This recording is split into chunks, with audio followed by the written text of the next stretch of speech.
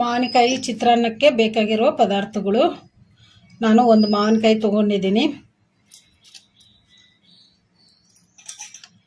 ಈ ಮಾವಿನಕಾಯಿನ ಮೇಲೆ ಸಿಪ್ಪೆ ತೆಗೆದು ತುರಿದು ಇಟ್ಕೊಂಡ್ಬಿಡೋಣ.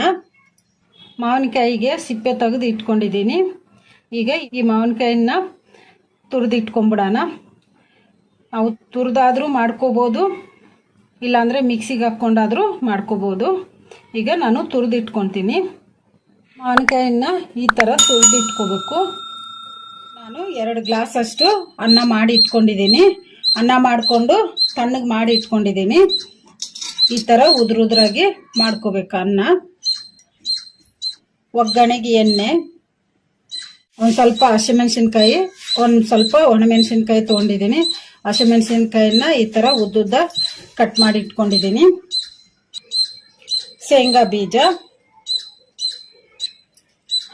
ಕಡಲೆಬೇಳೆ, ಉದ್ದಿನಬೇಳೆ, ಅರಿಶಿನ ಪುಡಿ, ಉಪ್ಪು, ಸಾಸಿವೆ ಜೀರಿಗೆ, ಕರಿಬೇವು, ಕೊತ್ತಂಬರಿನ ಕ್ಲೀನಾಗಿ ತೊಳೆದು ಈ ಥರ ಸಣ್ಣದಾಗಿ ಕಟ್ ಮಾಡಿ ಇಟ್ಕೊಂಡಿದ್ದೀನಿ. ಈಗ ನಾವು ತಣ್ಣಗೆ ಮಾಡಿ ಇಟ್ಕೊಂಡಿದ್ವಲ್ಲ ಅನ್ನ, ಈಗ ಇದಕ್ಕೆ ನಾವು ತುರಿದು ಇಟ್ಕೊಂಡಿದ್ವಲ್ಲ ಮಾವಿನಕಾಯಿ, ಈಗ ಇದನ್ನು ನಾವು ತಣ್ಣಗೆ ಮಾಡಿ ಇಟ್ಕೊಂಡಿದ್ವಲ್ಲ ಈ ಅನ್ನಕ್ಕೆ ಹಾಕಿ ಕಲಿಸ್ಕೊಂಡ್ಬಿಡೋಣ.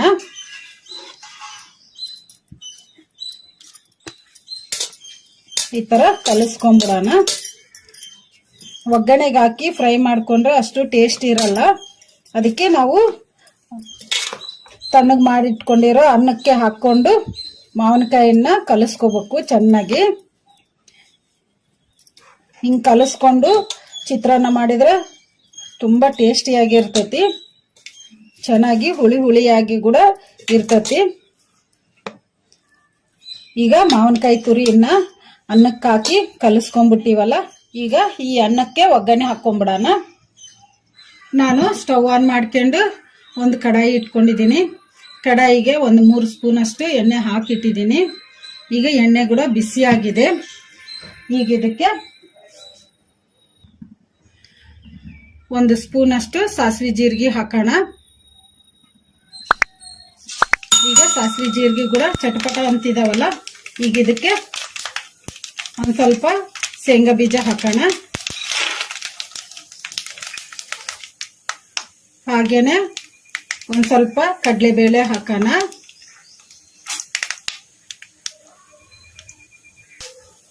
ಹಾಗೇನೆ ಒಂದು ಸ್ವಲ್ಪ 1 ಸ್ಪೂನ್ ಅಷ್ಟು ಉದ್ದಿನ ಬೇಳೆ ಹಾಕೋಣ.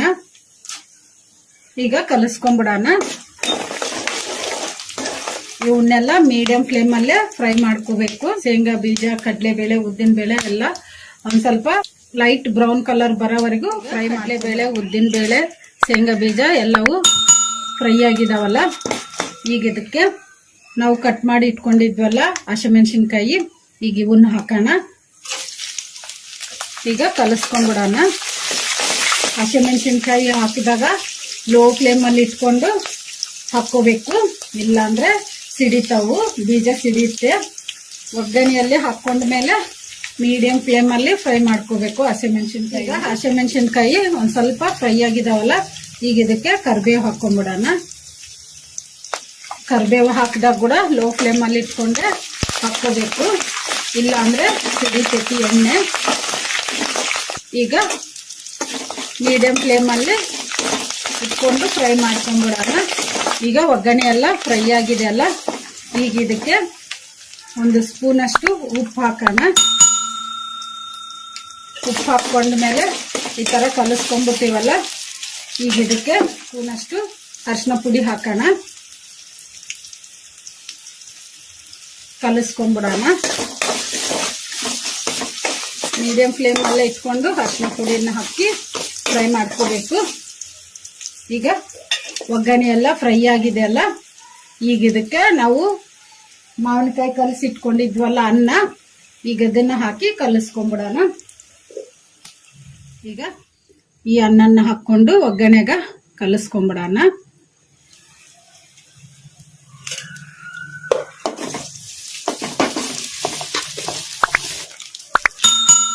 ಈಗ ಅನ್ನ ಎಲ್ಲ ಒಗ್ಗರಣೆಗೆ ಹಾಕ್ಕೊಂಡಿವಲ್ಲ, ಈಗ ಇದಕ್ಕೆ ರುಚಿಗೆ ಎಷ್ಟು ಬೇಕಷ್ಟು ಉಪ್ಪು ಹಾಕೋಣ. ನಾನು ಒಗ್ಗರಣೆಯಲ್ಲೇ 1 ಸ್ಪೂನಷ್ಟು ಉಪ್ಪು ಹಾಕಿದ್ದೀನಿ. ಈಗ ಮೇಲೆ ಹಾಕ್ಕೊತಿದ್ದೀನಿ ಅನ್ನದಲ್ಲಿ ರುಚಿಗೆ ಎಷ್ಟು ಬೇಕಷ್ಟು. ಒಗ್ಗರಣೆಗೆ ಹಾಕ್ಕೊಂಡ್ರೆ ಚೆನ್ನಾಗಿರಲ್ಲ ಎಲ್ಲ ಉಪ್ಪು. ಈಗ ಕಲಿಸ್ಕೊಂಬಿಡೋಣ.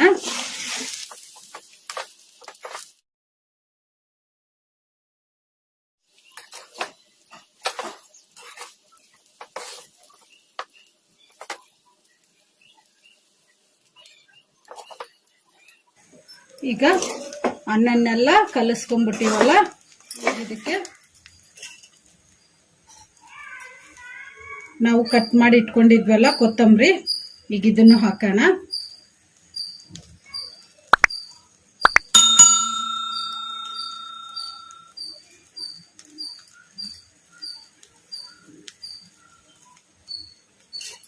ಈಗ ಕೊತ್ತಂಬರಿ ಹಾಕ್ಕೊಂಡ್ಬಿಟ್ಟಿವಲ್ಲ, ಈಗ ಇದನ್ನ ಕಲಿಸ್ಕೊಂಡ್ಬಿಡೋಣ. ಇದನ್ನ ಲೋ ಫ್ಲೇಮಲ್ಲಿ ಇಟ್ಕೊಂಡು ಕಲಿಸ್ಕೋಬೇಕು ಚಿತ್ರಾನ್ನ. ಈಗ ಚಿತ್ರಾನ್ನ ಎಲ್ಲ ಕಲಿಸ್ಕೊಂಡ್ಬಿಟ್ಟಿವಲ್ಲ, ಈಗ ರೆಡಿಯಾಗಿದೆ. ಸ್ಟವ್ ಆಫ್ ಮಾಡ್ಕೊಂಡ್ಬಿಡೋಣ. ಈಗ ರೆಡಿಯಾಗಿದೆ ಮಾವಿನಕಾಯಿ ಚಿತ್ರಾನ್ನ. ಈ ಥರ ನೀವು ಟ್ರೈ ಮಾಡಿ, ತುಂಬ ಟೇಸ್ಟಿಯಾಗಿರುತ್ತೆ. ಮನೆಯಲ್ಲಿ ಎಲ್ಲರೂ ಇಷ್ಟಪಡ್ತಾರೆ, ಮಕ್ಕಳಂತೂ ತುಂಬ ಇಷ್ಟಪಟ್ಟು ತಿಂತಾರೆ.